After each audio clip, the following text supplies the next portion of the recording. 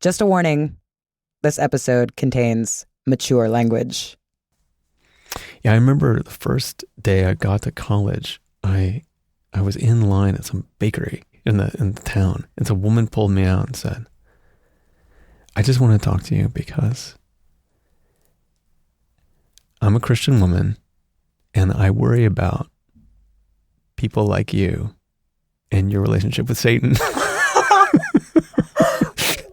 My boss, Roman Mars. What were you wearing that day? I must have been a band t-shirt and a flannel or something. It was nothing. Like a band t-shirt, one particular shirt. So if you met me from the age of 14 to 19, I was probably wearing this one Husker Du t-shirt that by the time I stopped wearing it, went from basically white to gray to almost kind of clear.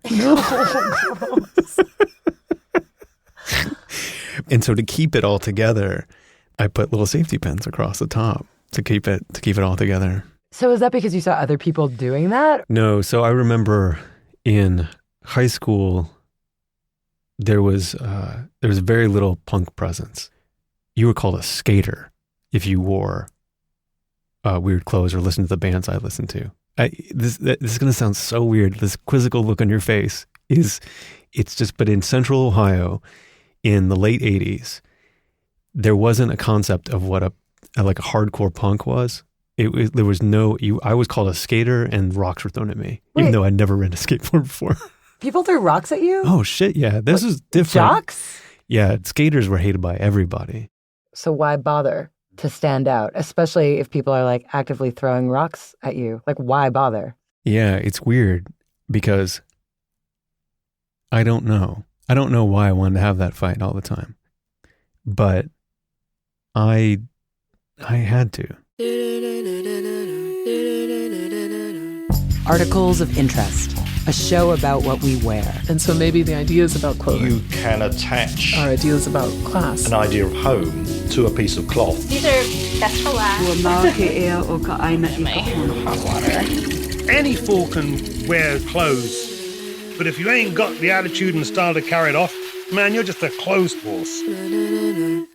There's this myth that it's frivolous or unproductive to care about how you look. Clothing and fashion get trivialized a lot. But think about who culturally gets associated with clothing and fashion. Young people, women, queers, and people of color.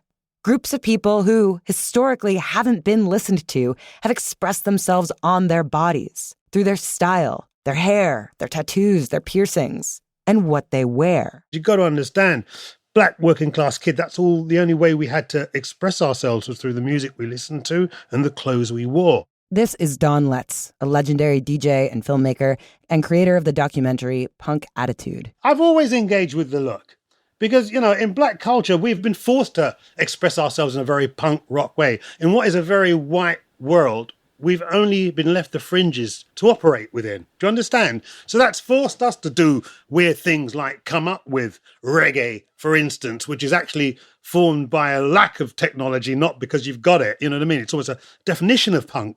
Hip-hop, 2 turntables and a microphone. I mean, if that ain't a form of black punk rock, what is?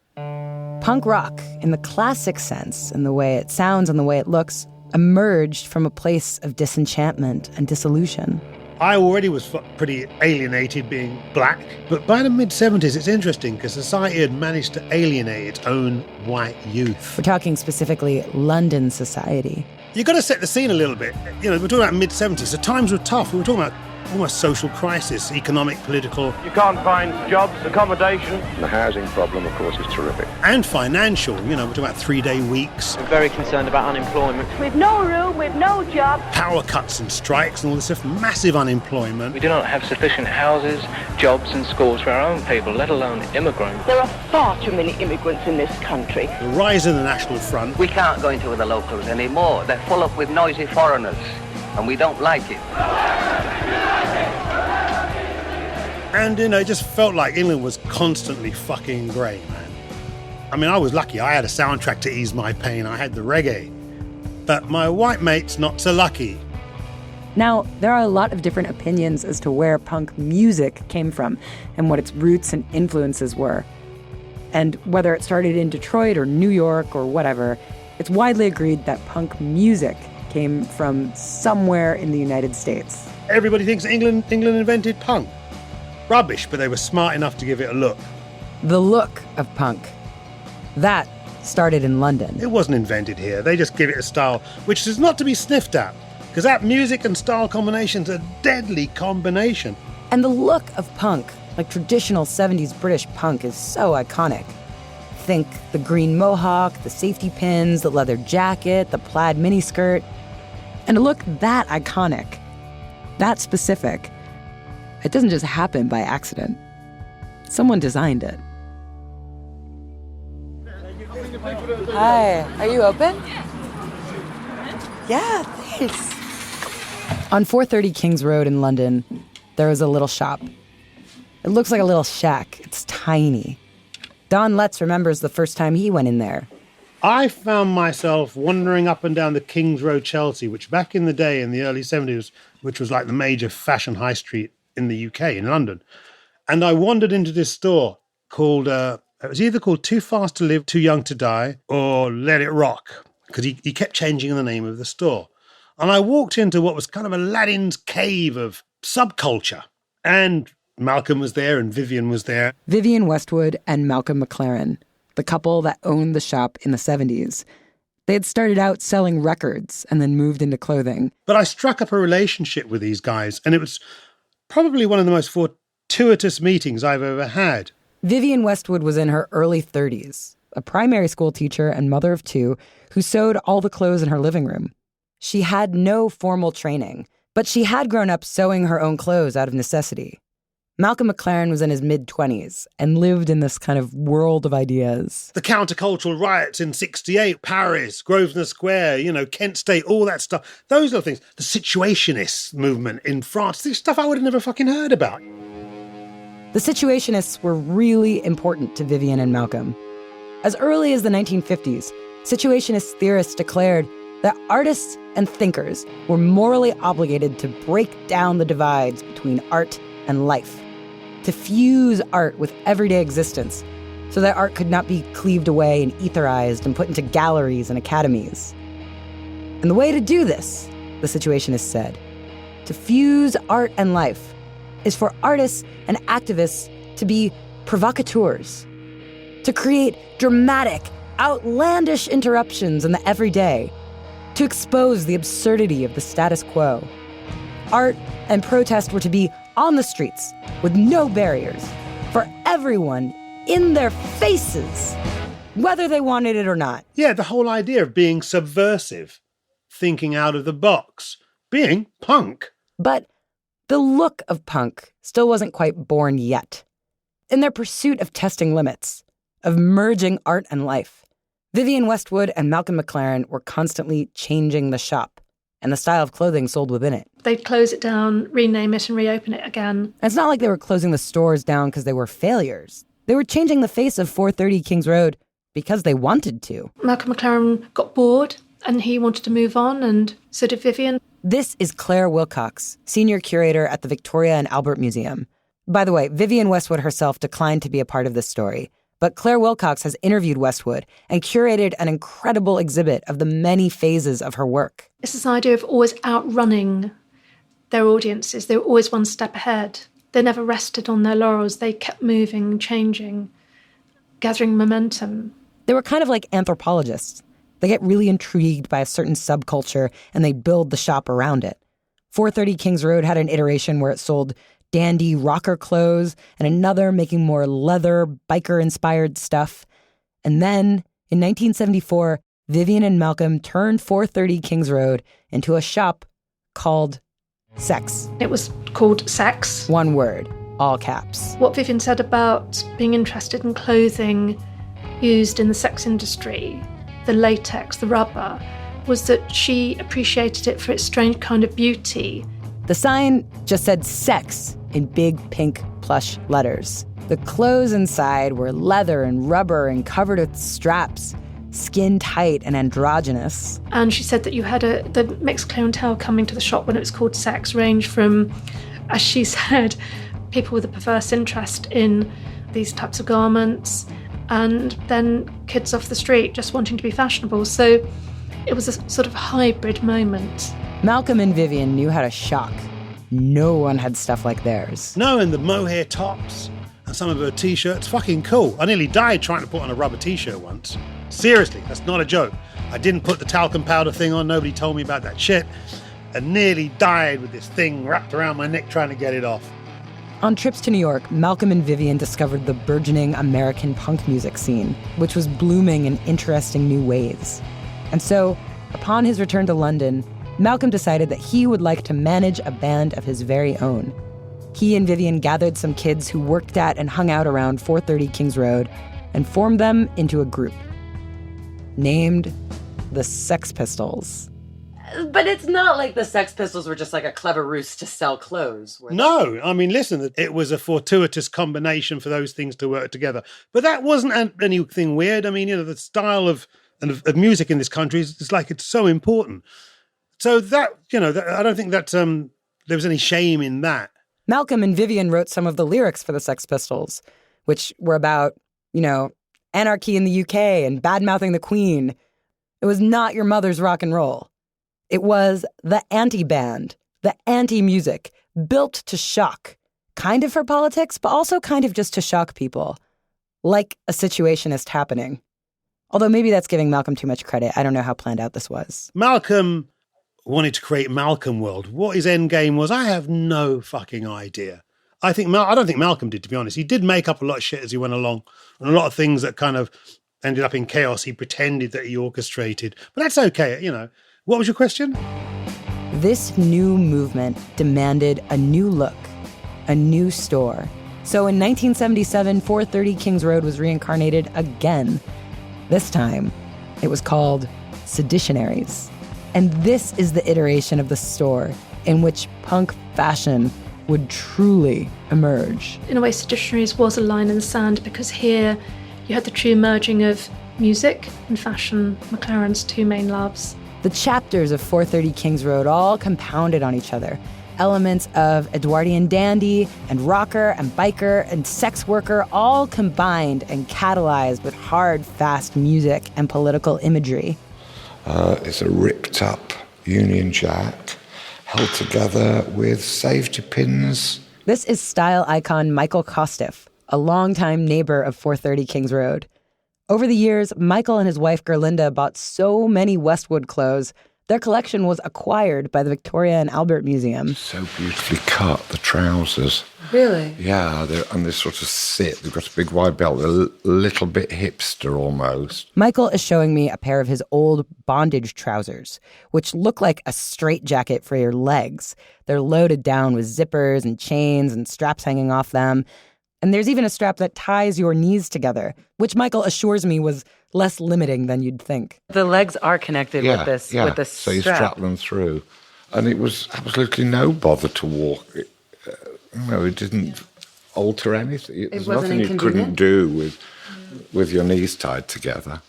These bondage trousers of Michael's were black, but there were versions in plaid, and some had kilts that you could clip on the front and back, or little towels and other things that would hang off them. The last time I had a conversation with Bob Marley, we had an argument about the bondage trousers that I was wearing. What did he say about them? He didn't like them. He thought they looked like mountaineer trousers. Vivian's clothes turned people into strange sculptures.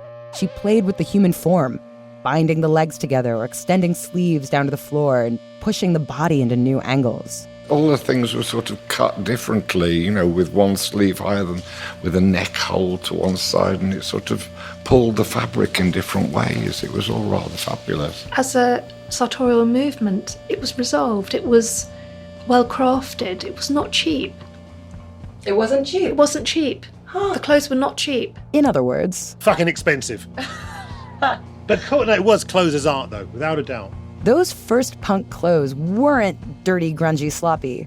They were fabulous and strange. I mean, the thing about Vivian's clothes is they were clothes as art. You've got to understand that. Vivian has always taken great pride in crafting her clothes very carefully. you get this extraordinary sort of marriage of craft and care and, downright outrageousness.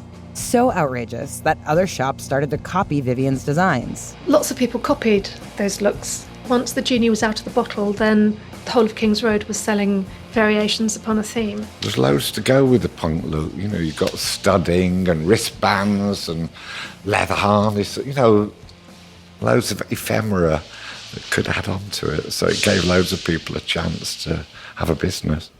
Punk was easy to rip off. Michael showed me some imitation bondage trousers that used to belong to his wife.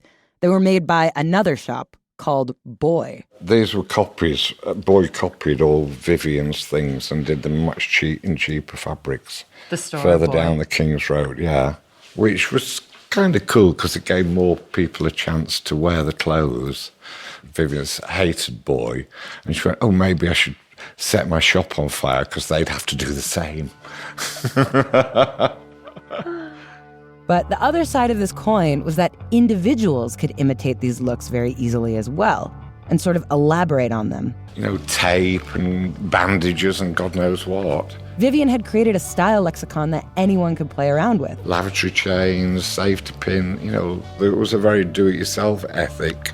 I mean, you could go into your own wardrobe right now and rip stuff up and put it back together and make it punk. And that DIY part, that Vivien loved. It gave a chance for the kids with no money to develop a do-it-yourself version of that. Vivien Westwood, after all, didn't have any training as a seamstress. She just figured out how to do these things. So anyone could and should follow her lead. It was part of this shared movement of rebellion that these clothes could be adopted and customised and adapted by anybody, wherever you came from, however rich or poor you are, however old you were, whatever sex you were, you could take these clothes on and perhaps you might save up to buy a pair of bondage trousers, but you'd customise your own t-shirt. Punk became grassroots. As Vivien herself has said, it wasn't invented from the streets. It was the other way around. It turned into a movement. So I think in a way it was quite a sort of joyful explosion of taking possession of your own identity. And before the internet, this look was cross-pollinated between New York and London by touring bands like the Sex Pistols and the Ramones. And so there started to be this back and forth dialogue a little bit between the two scenes, but they were visually really different. Monica Sklar, fashion historian and author of the book Punk Style, she says the New York look was based in functionality. With New York being jeans, t-shirts, using safety pins for functional purposes. But the London look, thanks to Vivien Westwood, was rooted in art aesthetic. As bands toured and cultures mixed, spheres of influence spread across the U.S. And then it would go around the country and around the globe. Other scenes would come to fruition and take on their own bed of influence. Depending on bands, on the weather, on the local culture, punk became reinterpreted. Whether it's San Diego, whether it's DC, whether it's Detroit, London, New York, Minneapolis had a large series of bands and style leaders. And then as those individuals and their stuff, whether it's them personally traveling around or as their zine makes it around or their music gets to the next place, the style goes with them. Note how Monica Sklar said their style went with them, not their fashion. This goes way beyond punk or subculture, but especially in the United States, fashion is associated with entire groups of people that are often relegated as secondary. Women, queers, people of color, and youth. Fashion is the realm of the historically powerless. And so people don't want to talk about things that are associated with them, but they do have this huge awareness of style and how important style is. Style, according to sociologist Michael Brake, is a combination of three elements. Image. So what are we looking at? Demeanor. What's our attitude when we're wearing it? And this concept called argot. Argot, this French concept of slang and secret language and secret coding. Kind of like jargon, special words or phrases that only insiders in a group would know. Altogether, it's that embodiment. And so being able to have image, demeanor, and argot with authenticity is true punk style. In other words, it's part of what makes you authentic or a poser. if you have the right style. And for punks, it was this ceaseless hunt to sniff out true punk style. It was a lot of looking for little clues, hints of authenticity, trying to figure out who was on your side and who was a sellout. It was constant, and it was exhausting. In fact, only shortly after Seditionaries opened, in the late 70s, Vivienne Westwood herself got tired of it. In hindsight, she said, "I got tired of looking at clothes from this point of view of rebellion. I found it exhausting. After a while, I wasn't sure if I was right. I'm sure that if there is such a thing as the anti-establishment, it feeds the establishment." And if you give something a label, then that's all it can be. And the whole thing about punk is that it's ever-evolving. And for some people, they got stuck on this early definition. It's about fast guitars. It's about mohawks, safety pins, leather jackets. No, man, that was just like one screaming shout that got you through the door. You weren't supposed to get stuck there. You know, you get on this ladder. If you're smart, you keep climbing. Into the 80s, a lot of London punks kept climbing. Members of punk bands peeled off to learn how to actually play their instruments and experiment with, synthesizers. And interesting about post-punk is that all of a sudden people are kind of honest about what they really liked. And Vivienne Westwood taught herself how to tailor. Gave herself a real formal training. So she embarked on this mission to self-educate herself through looking at 17th, 18th, 19th century dress. And this is not DIY. These are not garments that anyone could copy. Subsequent lines of Vivienne's played with corsetry, ball gowns, suits, evening clothes, using nicer materials and toying with elements of history, and even nostalgia. Stuff that was not punk. Punk clothing was two-dimensional. It could be laid flat. However, when she learns how to tailor, and this is a very difficult process that she taught herself, her clothes become more and more three-dimensional. As her views of authority and establishment became multidimensional, her garments gained dimension as well. You see the development of her skill running alongside the development of her interest in history, and also her, not rejection of punk, because I think it would always be part of her, but her moving on from always being on the defence, always being involved in some kind of conflict, political, sartorial conflict with the world. Do you sell things on Instagram? No. Yeah? Majority of our really? Our Instagram is like the Wild West. It is very active. That store on 430 Kings Road, it still belongs to Westwood. Ever since 1980, it's been called World's End, and it has a giant clock on the front with its arms spinning backwards. And if you go there today, it's not really a band of misfits that hang out there anymore. But there are a lot of Japanese tourists who come to pilgrimage. Vivienne Westwood is one of the most famous clothing designers in the world now. I mean, she's huge. She doesn't have the time to speak to me for this podcast. But she is the reason why I wanted to talk about clothing. Because in 2009, I heard her say this thing to the New York Times, and I haven't been able to stop thinking about it since. The paradox is that people think that if they wear something simple and non-saying, that somehow they themselves will emerge all the more stunning and beautiful from it. It's not true. It might be true. No, not even true of Christy Turlington. No, I don't want to see Christy Turlington in a T-shirt and jeans.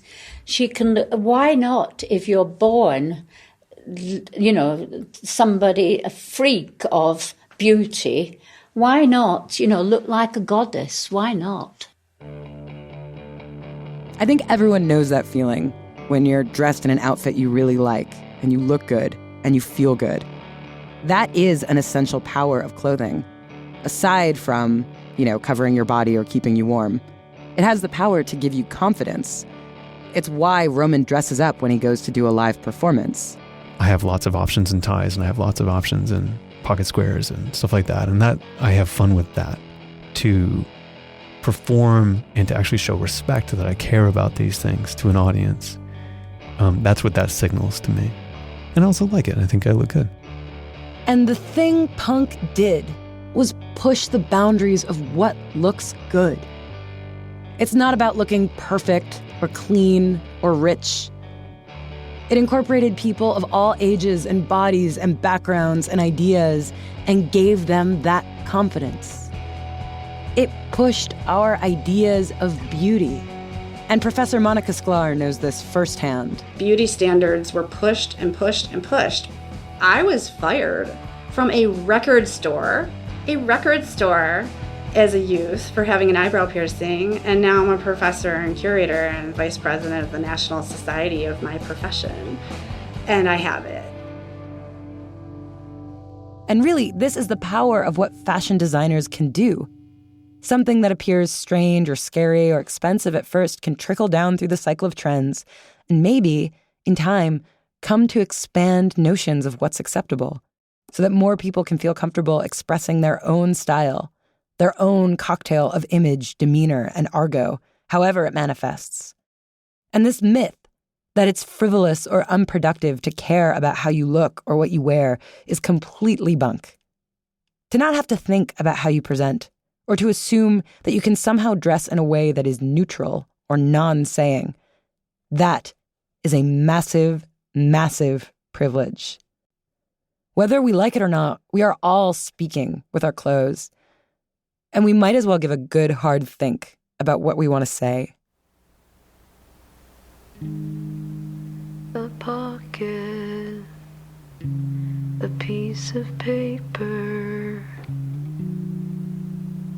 words from yesterday. There's a portrait painted on the things we love. A raincoat with a hidden story, wrinkled on display. A pattern like an ancient message, language stowed away. There's a picture printed on the things we love.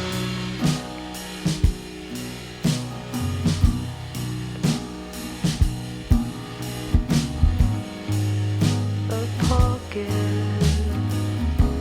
a piece of paper, words from yesterday. There's a portrait painted on the things we love.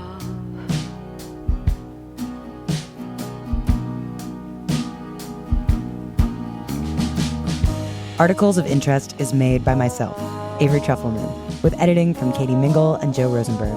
Music by Rebecca Redmond, Shannon Bedrogi, Jenna Marks, and Maya Oseto of the band Soar. The theme songs for Articles of Interest are by Sasami Ashworth. Fact-checked by Graham Haysha, mixed by Sharif Youssef.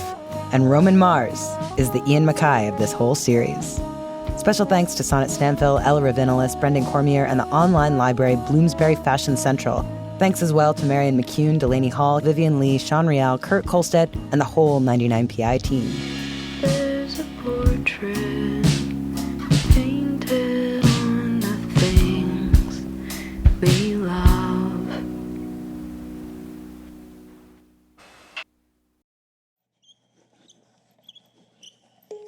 The history of clothing is not a linear one.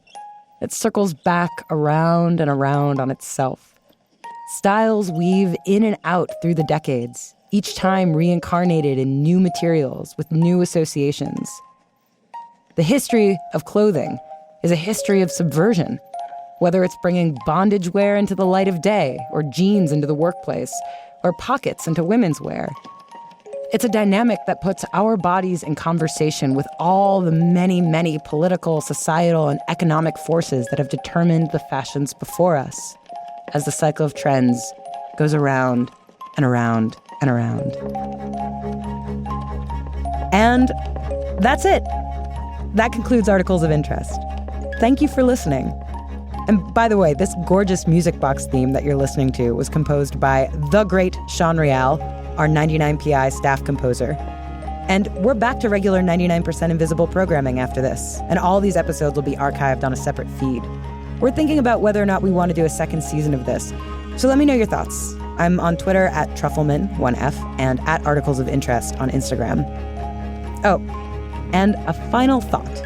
We're celebrating this podcast with a big clothing swap.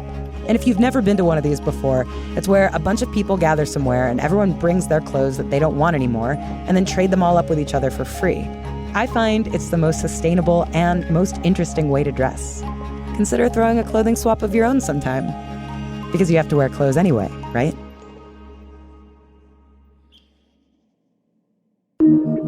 Radiotopia.